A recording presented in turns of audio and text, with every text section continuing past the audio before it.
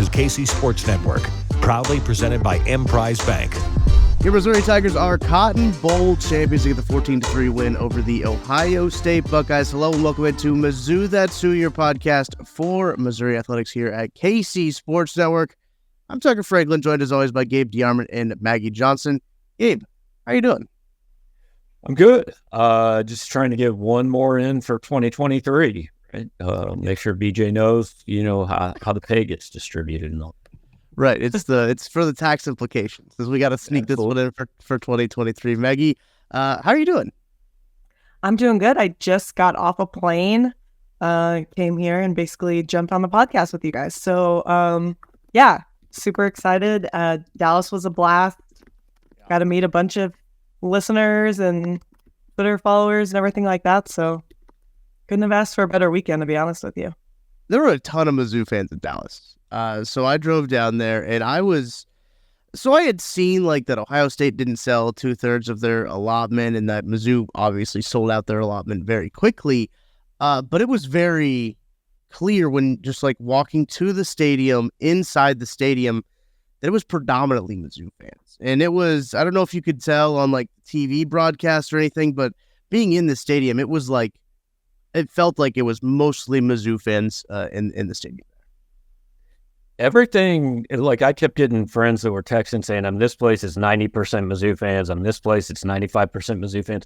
I was actually surprised there was a little more red on the TV in the game than I expected. I mean, it looked closer to 50-50 than I thought it was going to be. I don't know if it obviously felt that way, but there were more Ohio State fans just kind of looking at the, 20,000 foot view than I thought there were going to be. Somebody on our board said they showed up for the game. They just don't appear to be very social and did not hang out during the week. So maybe that was it. That's what we were saying. So we went to Texas Live before and we walked in and we were like, it's only Mizzou. At that point when we walked in, it was probably 100-1. And then it got down to probably like 50-1, which is still pretty insane and may have even been more than that. And I don't know, this was technically a home game for Ohio State, right?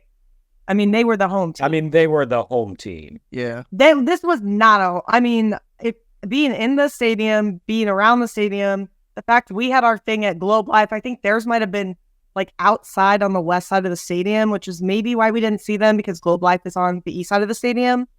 But you go in there, I would say it was probably 60-40 because there were a lot of people, like Mizzou fans kind of sprinkled in on the OSU side.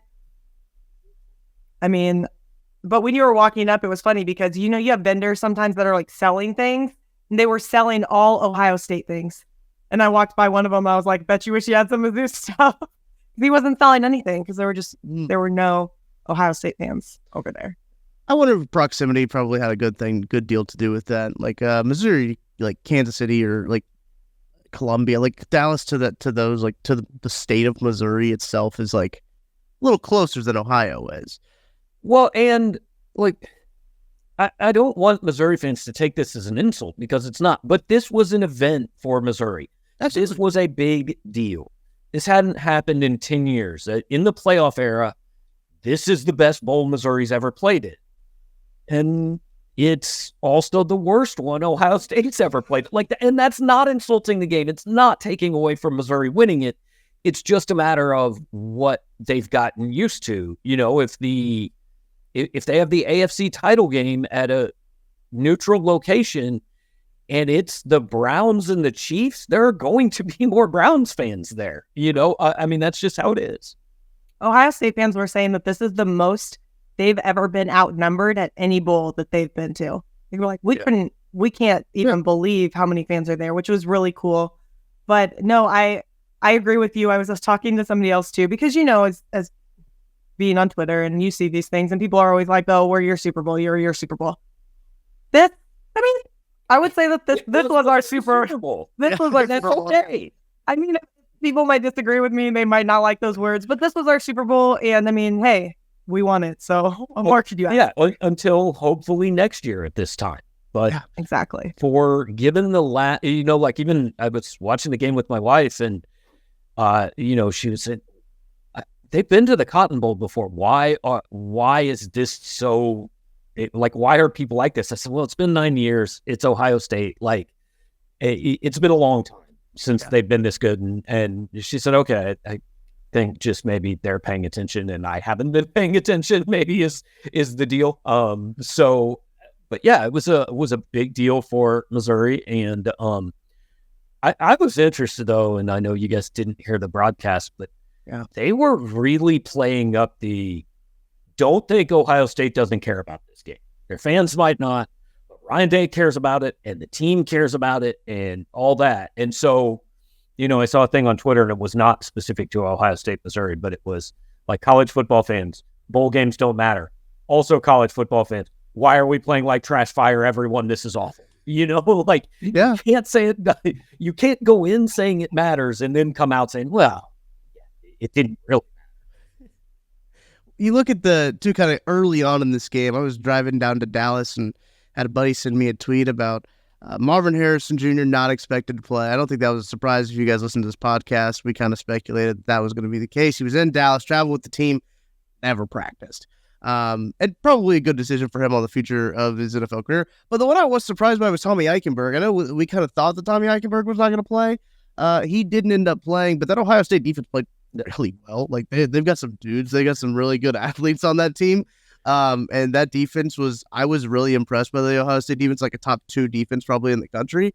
But yeah, I think going into that game, you're going to see a lot of those takes online. And we predicted this, right? We talked about this on the episode before that we're like, well, this would be a shell of the Ohio State team. They're on their, then third string quarterback now because Devin Brown goes in and looks awful and gets hurt. So that wasn't a great experience for Ohio State fans. And they bring in Lincoln Kleinholz. Is that his last name? I don't even remember him all that much. He was a freshman this year. Yeah, it's supposed to be pretty good, but still a freshman in your first game against the Cotton Bowl. Pretty tough competition. But overall game, the first half of that game was not a very entertaining football game. It looked like a Big Ten West game broke out. It was wild. I mean, the first 3 quarters, really. It became obvious very early. Like 14 points is absolutely going to win this game, and it might not take that many. And I was getting a lot of texts from Mizzou fans upset about play calling and Brady Cook and this and that. And this is the hardest thing to do in sports. The other guys are real damn good.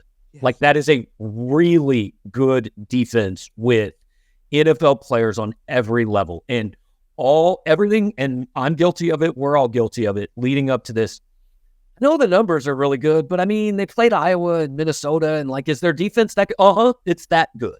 And I know it is sacrilege to suggest good football is played anywhere outside of the Southeastern Conference. I know you're not allowed to do that when the team you follow is in the Southeastern Conference, but that is a national championship level defense without quite. That doesn't mean everything on Missouri's side was perfect, but that offensive line was getting blown up on every play by Ohio State. I mean, and there were some plays, and they highlighted a couple on the broadcast that Brady missed some guys, but I felt like I was watching. I had gone to Chiefs Raiders last Monday, and I thought I was watching the same thing, which is, okay, for the first quarter and a half, you've got to credit the opposing defensive line for just living in the quarterback's lap.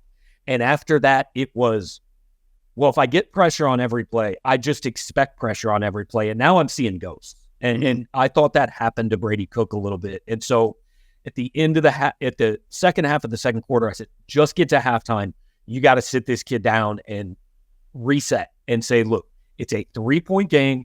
We're in fine shape. We don't think they're going to continue to hit you on every single play. So let's start over. And I thought Missouri did a pretty good job of that.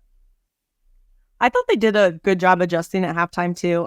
I do think that you could tell at the beginning of the game there probably were a few nerves and things like that kind of going on. But from the beginning, I mean, it was the defense just were the shining stars, both sides of the game.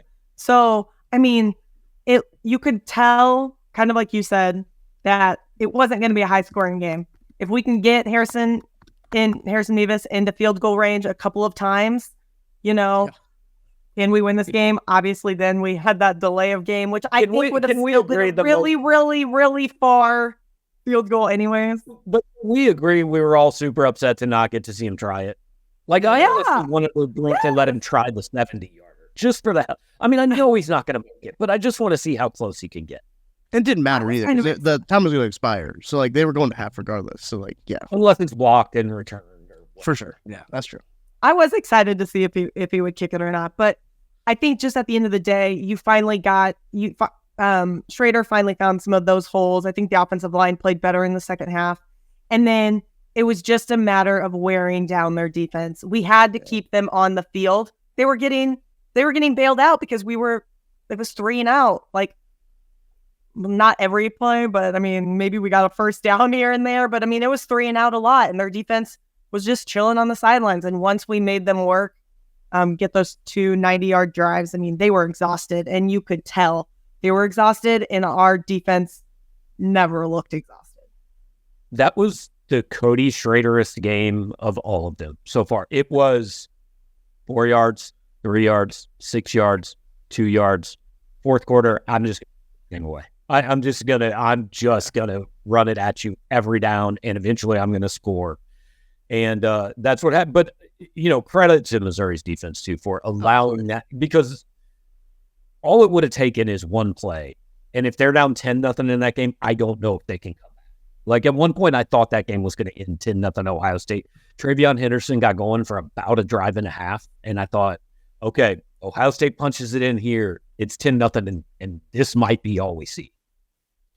There was a potential there for a little bit for it to be 3-2. And I thought that would have been a hilarious, first half. I was rooting for 4-3 at one point. 2 safeties, and Missouri wins 4-3. Oh, that would have been awesome. But the punters were really the MVPs in this game. Missouri played the field position game, I thought, pretty well in the first half there, specifically, because they knew, obviously, once Devin Brown... I don't know if that game is very different if Devin Brown's in there, truthfully, because he did not look very good. There was the first drive, there was a third down. He rolls out to his left, right? So he rolls out, and I see Emeka Egbuka cut up, and the Missouri DB was beat. And I was like, oh my gosh, this is how it's going to start, right? Like, they're going to hit Emeka Egbuka over the top, and it's going to be 7-0 real quick. And he severely overthrew him. Like, it was a bad pass. The ball was never inbounds. And I was like, oh, okay. And I think they're fine when it comes to the deep shots. But then, sucks for him that he got hurt in that game and it hurt the ankle. But Missouri's defensive line was getting after it. I know a lot of people were upset about especially in my section, the Johnny Walker personal foul penalty, which, it's hard from the 400 section when I'm sitting next to God up there to see the first little swing from the Ohio State guy. But again, you have to be smarter that situation to know you can't point and laugh at the dude because the second guy always gets caught. You just stopped him. It's 4th down on the 1.5. Yeah, it is. You've got to know. And thankfully that didn't come back and bite him. The next play, I think right after that penalty too, was a big run from Travion Henderson. I was like, this is how it happens. This is how it's going to happen. Was a big run right there. We're talking about Johnny Walker and Eli Drinkwitz lost that game with penalties. It's possible. Yeah, it looked possible at halftime. Now, obviously, it didn't happen. Thankfully.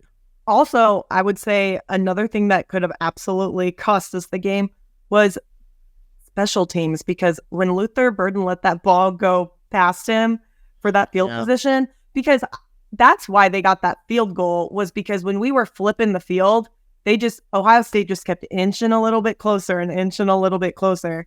And once again, props to the defense for never letting them get close. And I know we stopped them on a field goal once as well. He just missed it, but I don't even know. I don't even remember how far it was. It wasn't it wasn't like a chip shot or anything. It was still a decent field goal for, teams. They never got in the red zone that whole game. No, they never did. Yeah.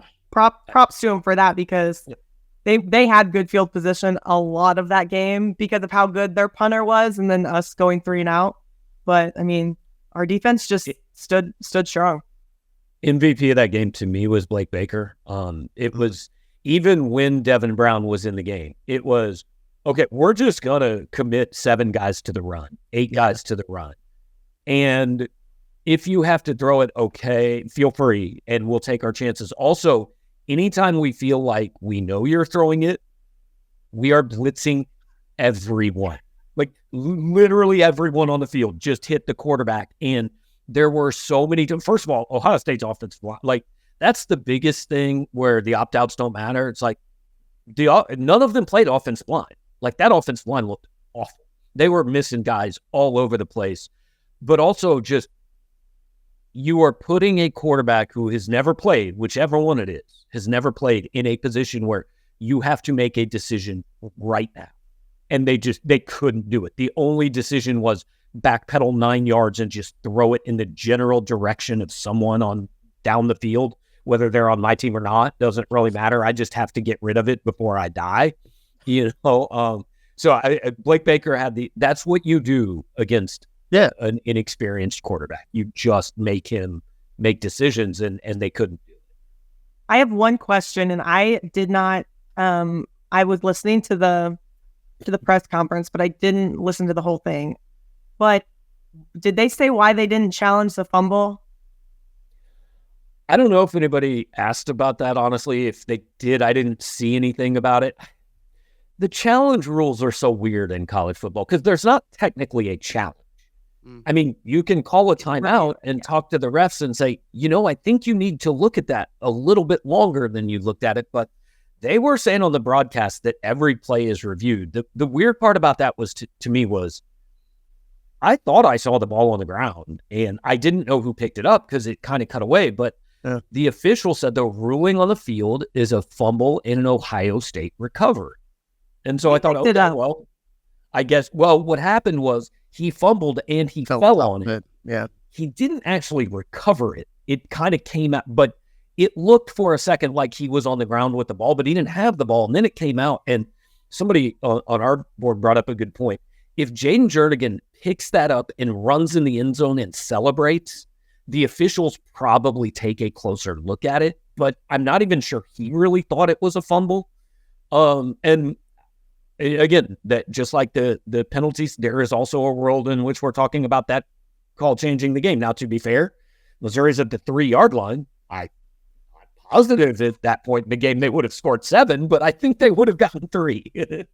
Right, and then you look at that. So say that you don't know what's going to happen after that. If we do score and it's 7-3, like you don't know about the other 14 points that we score. But I mean, you're looking at a possible 21-3 game. A lot of people were like, well, you guys could only score this many points. We'll say that happens. And then you also look at the fact that we took 3 knees, at their 12-yard line. So I think the offense played very good in the fourth. I think a few things happened that could have, altered the game throughout, including the Johnny Walker unsportsmanlike conduct or whatever he got. But I mean, props to him for bouncing back. I mean, defense play you could go into that and feel just defeated after that happens, and he did not. I mean, he came out he only had 2 tackles, but 1.5 tackles for loss, a sack, a forced fumble. Like, you can't really ask more from him. It's pretty impressive. I got some more thoughts that I want to share about the Missouri defense. We're going to take a break first and hear about our friends at Home Field Apparel. I'm rocking the gold Home Field of Mizzou Raw. Maggie's got the Fighting Tiger shirt on. That's a clean one. That's a good one. Praying and hoping that they're going to make a Cotton Bowl champion shirt. I don't know if they will, but I'll pull all my strings that I can at homefieldapparel.com to see if they'll make a Cotton Bowl champion shirt.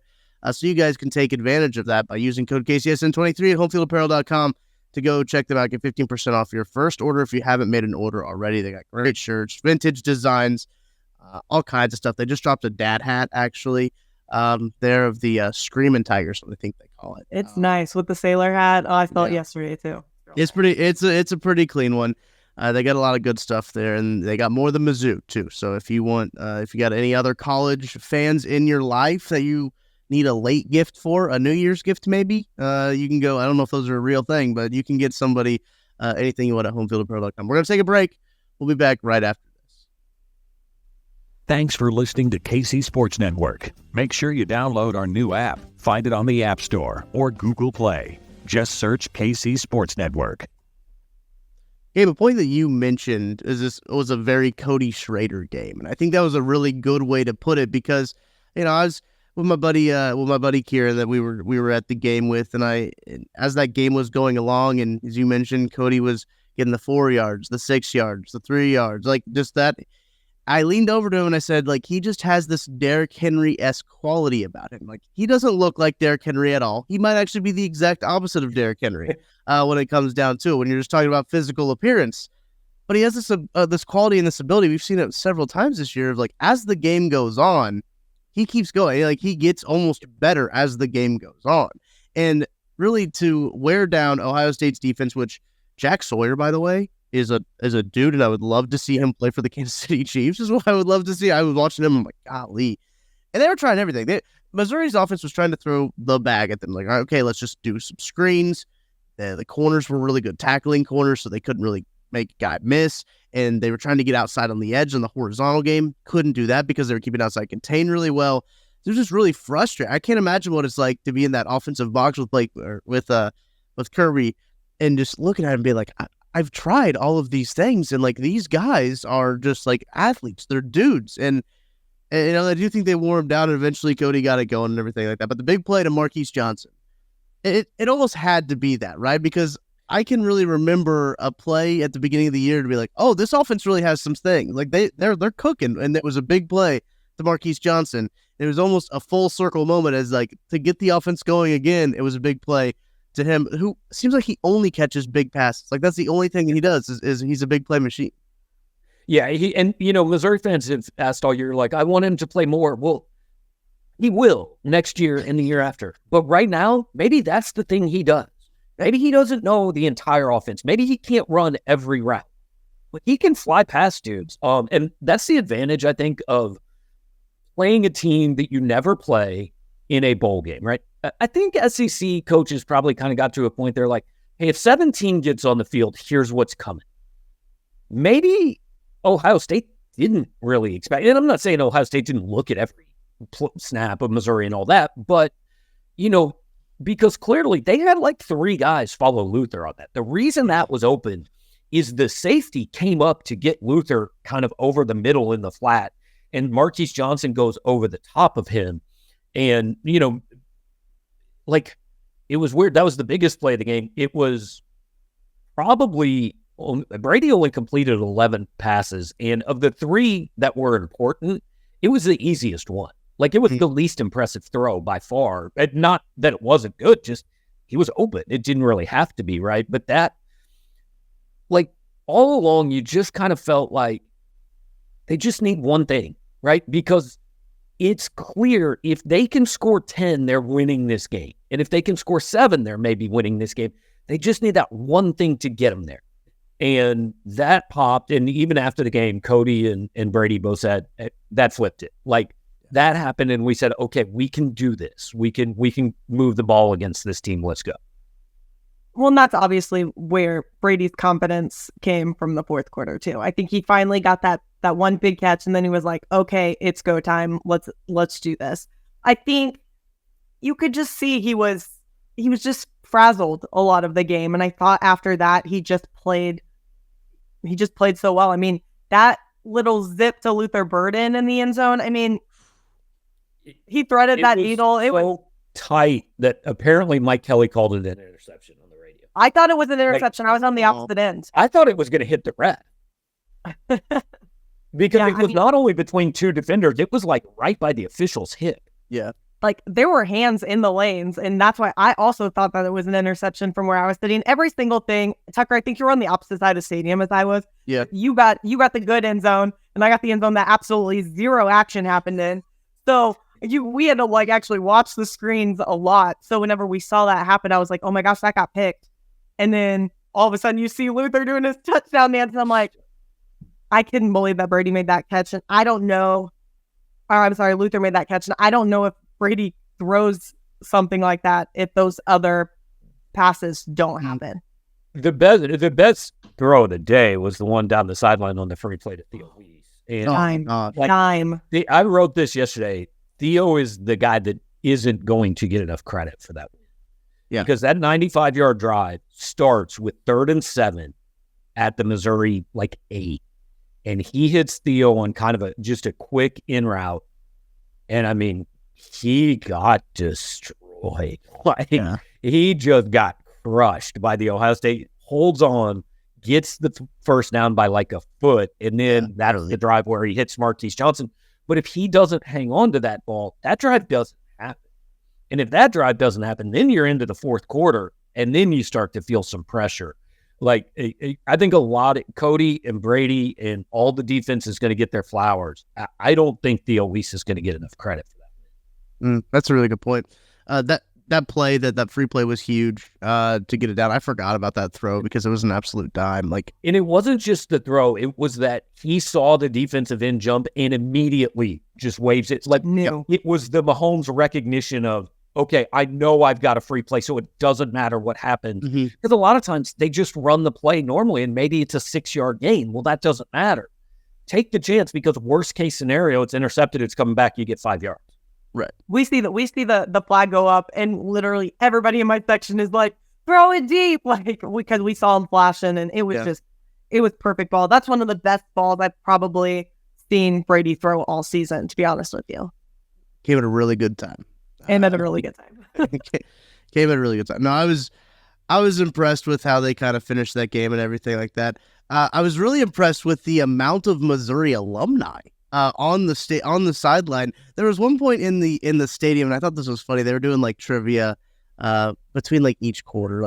Also, there's so many media timeouts. College football has a commercials problem. That's something that we already know. But the amount of media timeouts that were taken, and they were all 3-minute media timeouts. I'm just can we move this game on? It was 11 o'clock before I got to my car. That game started at 7, and I was this is insane. This is absurd. But they kept doing these trivia things, and one guy was up there. Shout out to the dude over there at the Cotton Bowl who guessed Tony Temple right as the answer, and they panned back to him, and Tony Temple was sitting right behind him, and I was like, what in the world?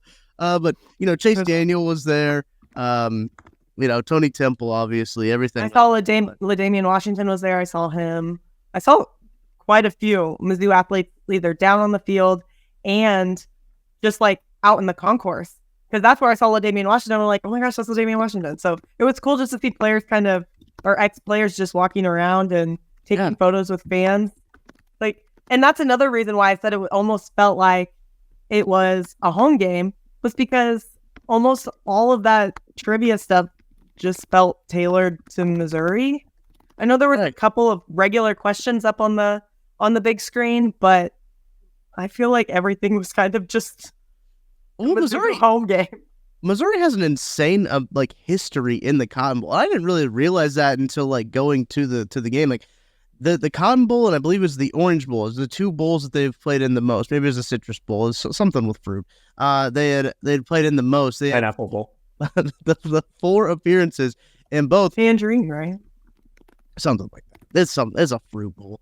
I think that was. I didn't realize the amount of history that they do have at that bowl game, and I can't necessarily say that stadium because they did play it at the Cotton Bowl before, and I hope they do get again to play that at the Cotton Bowl. But the AT&T Stadium is such a good setup for them. I doubt that they ever do play it at the Cotton Bowl again, even when they do renovate it and everything like that. But no, I was very, very impressed by that. The amount of alumni there.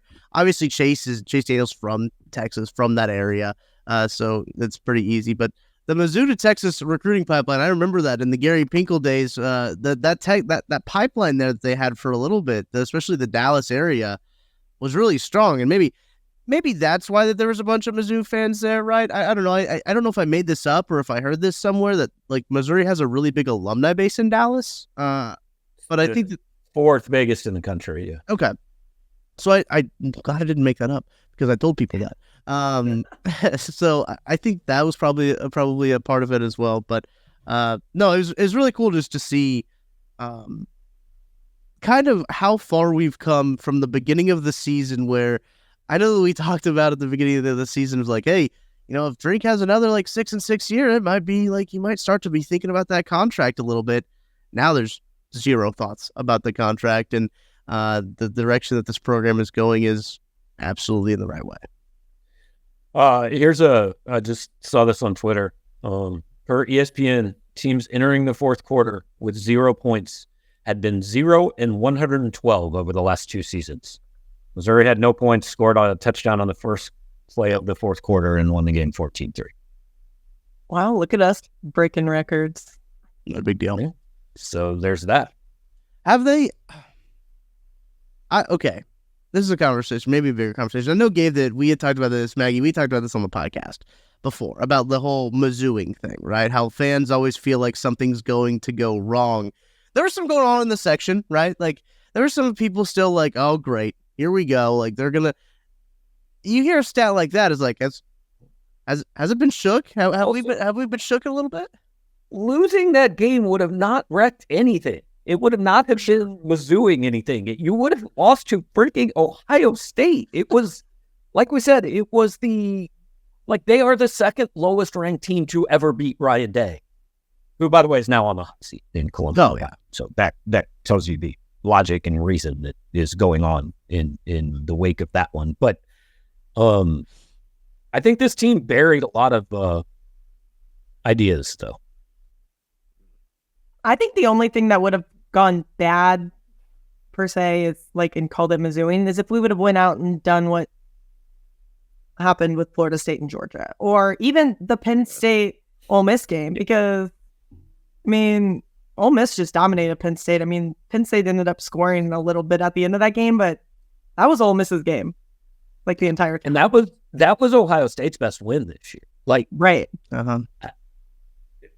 The Big Ten better hope Michigan finds a way to beat Alabama, because if they don't, like any of this talk of two super conference, there's only one.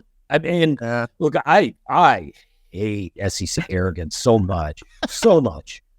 Yeah. But I mean, the third and fourth or fourth and fifth, however you want to cut it, best teams in the SEC just took the second and third best teams in the Big Ten, and either one of them was particularly close for the last, 8 minutes of the game, So that would lead me to believe that Alabama might have a significant advantage in the, Rose Bowl? Yeah. Yes. The Rose Bowl. As we all come to accustom, Big Ten versus SEC in the Rose Bowl. Classic. No, but I do think that's really, I think I even saw Dave Portnoy, drop a video with, he said, does the Big Ten stink? Maybe. And it clearly did outside of the top three teams, but maybe even because, and again, I've got to be careful here because I don't want it to be seen as taking anything away from Missouri. That's a very good Ohio State team. It is not the Ohio State team maybe we've gotten used to, right, over the last 8 to 10 years. They're very good. They're a top 10-ish team in the country. They just aren't maybe quite at the level of 27 NFL guys and wake up in the national semifinals, And I think a lot of the times, the conferences are top heavy. The SEC's top heavy a lot too. But I think you're seeing a little bit more parity in the SEC as with NIL and everything than you're seeing in the Big Ten. And I'm not sure why that is. Maybe if you want to go play in the Big Ten, you still want to play for those big names, but things are a little bit different, I feel like, going on in the SEC right now. I texted my friend that covers Ole Miss in the fourth quarter of that game yesterday. I said, national powers, Missouri and Ole Miss, New World Order. That's where they are going to be top 10 teams preseason next year. I would be, I mean, maybe top 12, but they are going to both be talked about, if not expected to be in the playoff next year. I don't think it's outside. I had somebody respond to me after, I think it might have been after Luther's touchdown, which, I mean, great ball, great celebration, by the way. And then his wherewithal to go on Instagram after the fact and just tag LeBron and start chirping to LeBron after was so funny. That dude, man, on LeBron's birthday, he was chirping at LeBron. What a guy. Also, he went live right after the game. I was standing in the stands and I got a notification on my phone that Luther Burden's live, and I was like, what is happening? But anyway, I had somebody respond to a tweet that I had made that said, I'm irrationally excited about next year. And I quote tweeted and I said, it's rational to be excited about next year. There's no irrationality about it. You have all of the rational in the world. I don't know if I used the tense of that word correctly, but it's rational to be excited about what this team has with the amount of guys they have coming back. with, some announcements that could be coming down, with guys that they have transferring in, with the freshman class that they have coming in. They have a top 5 recruit in the country coming in terms of Williams Winery, who's out at the Under Armour All-Star game right now. There's a lot of good spots. I saw people on Twitter, I think Tom Fornelli tweeted this out. I love the Covers Every podcast, but he's like, Missouri could be a sneaky playoff team next year. It's like, I don't know if there's anything sneaky about it. It's not sneaky. That's not sneaky. We would have been in the playoffs if it was this year. So it's really not sneaky at all. Yeah. College football is the slowest sport to change. And it's the equivalent of baseball's better when the Yankees are good. No, baseball's better for Yankees fans when the Yankees are good. Baseball is better for a lot of people when the Yankees suck. I think it would be incredible to see a Mizzou Ole Miss SEC title, the first year of the 16-team SEC. But just so I'm clear, that's not biased. I think it would be incredible to see an Ole Miss, I don't know, Mississippi State SEC title game, whatever. Just as the egg, not Alabama, Georgia, the egg Gilbert deal. No, I completely agree, and I think it's hilarious that a month ago Mizzou and Ole Miss fans are just fighting about who deserves to be in the New Year's Six Bowl, and then they both get in there and they both dominate their Big Ten schools. And now I feel like there's a camaraderie between the two schools. We're like, okay, well, we did that for no reason. Props to you. Let's see if we can both make it. So I thought that was pretty funny. Lane and Eli have always seemed to get along. They kind of have the same type of personality when it comes to how they handle themselves off the field and in interviews and stuff like that. So, yeah, I think it's an interesting game. You put it, the New World Order in the SEC. This year where there's no divisions. It's divisionless now. So you're going to take the 2 best teams and put them in there. Look, Missouri's got a real shot. You're staring down the barrel of 11-1 going into, the last week of the season. That could be the conference championship weekend.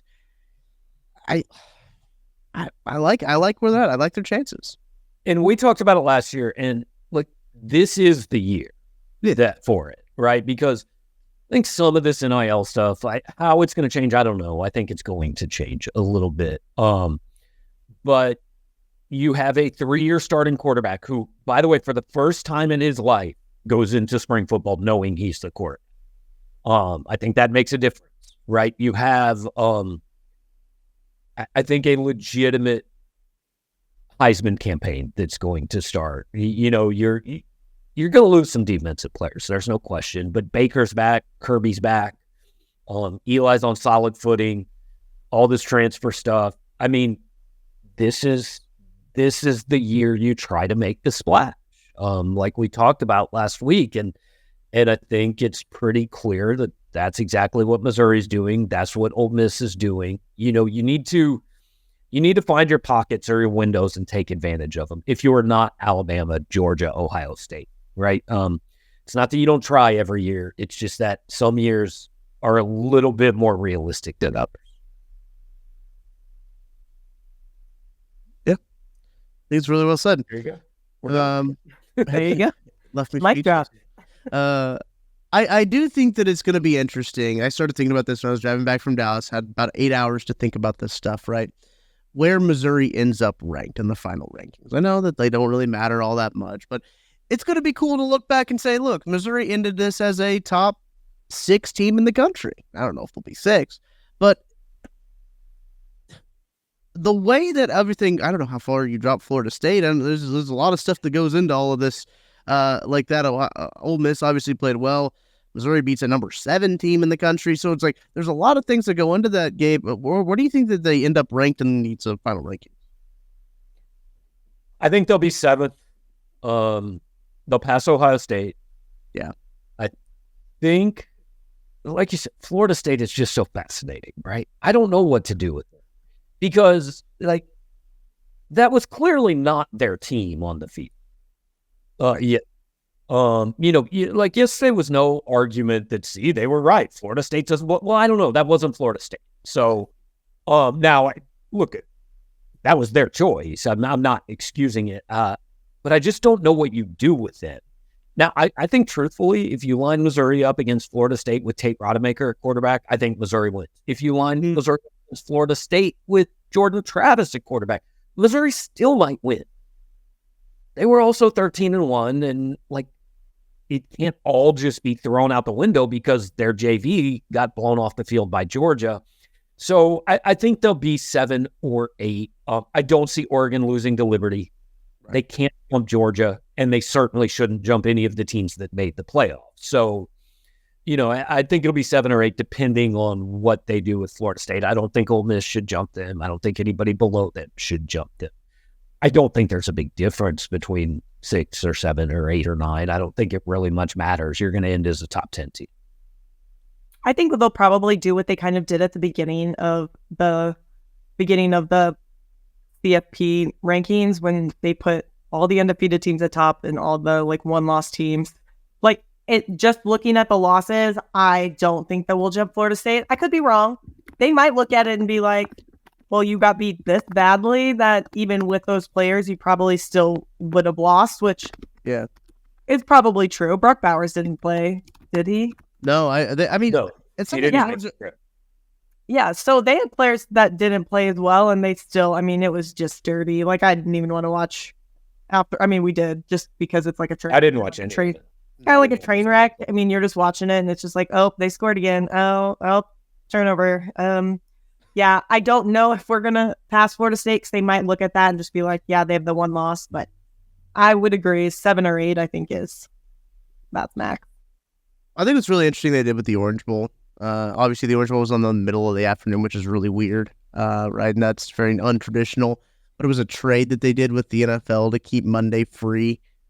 So they bumped up the Orange Bowl so they could play their Monday night game on Saturday, which was the Cowboys and Lions, so they could have Monday, January 1st, unimpeded from the NFL. Probably a fair trade, in my opinion. But again, the NFL trying to make as much money as they can is getting in the way of the good college football stuff. Just don't play a Monday night game. What's wrong with the that? college football is also run by TV executives. So. That didn't fit my narrative, though, so I didn't bring that up. No, I got you. Yeah. No, that's all. You can cut that out if you want to. We'll do. They won't find you. It's fine. Right.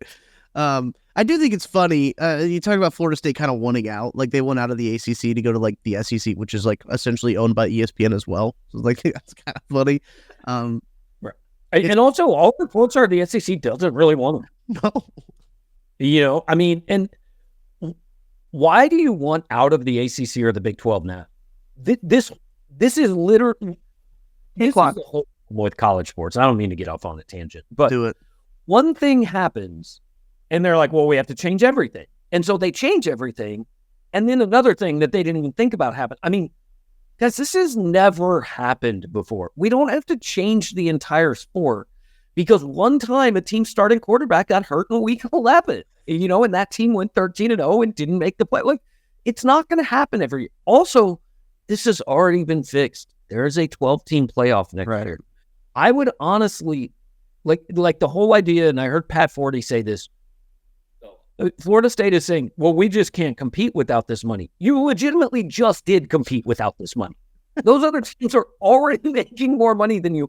And if you win the ACC going forward, you are going to be in the playoff every single year. I can make an argument that I would rather be Kansas than Texas right now. Because which league is easier to win? And if you win that league, you're going to get in the playoff. In the SEC, you can lose twice and probably still get in. And you can't do that in the Big 12, but might be easier to go 11-1 or 12-1 in the Big 12 than it is 10-2 in the SEC. Well, and Texas isn't short of money, right? No, they're the richest program in. But it hadn't done anything for them for the last 12 years until this year. They've been A&M, and they're fighting out for Battle of Mid there. I did see, since joining the SEC, Missouri has 4 11-win seasons. Texas and Texas A&M have combined for 4 in that same time. So it's just proof that it's not all money. Right.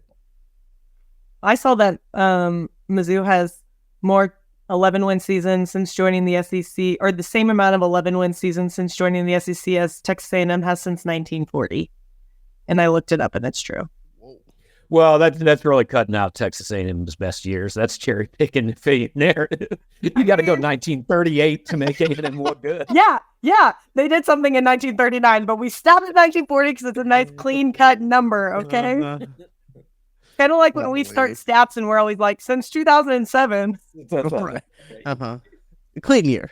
Good clean year. At least 07, though, like, there have been no, like, if you have to go back before the last World War to start making yourself look good, I mean, I still think 1940 gives them a good amount of time to have more 11-win seasons. So, I mean, like, 100%. Sorry, Texas A&M. Like, it's not a small sample size. We're on year 84 now. Yeah. I'm not sorry to Texas A&M. They deserve it. They've got plenty of money that they'll be fine. All right, I think that's gonna do it for this pod. Appreciate everybody listening. Missouri starts SEC basketball plays pretty soon.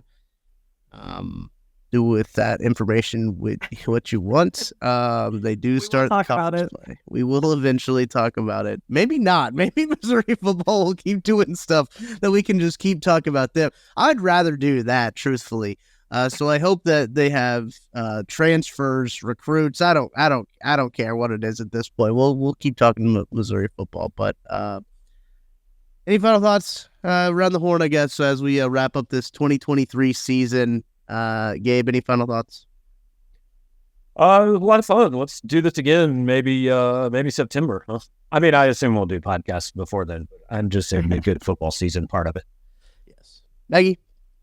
My only thing would be buy your season tickets now. Jump on it. Buy your season tickets. They're so affordable, and next year could be our year. So buy your season tickets, get in, and yeah, MIZ. COU. That's going to do it for this week's edition of Mizzou That's Who on KC Sports Network. That's Gabe DeArmond and Maggie Johnson. I'm Tucker Franklin. We'll talk to you guys next week.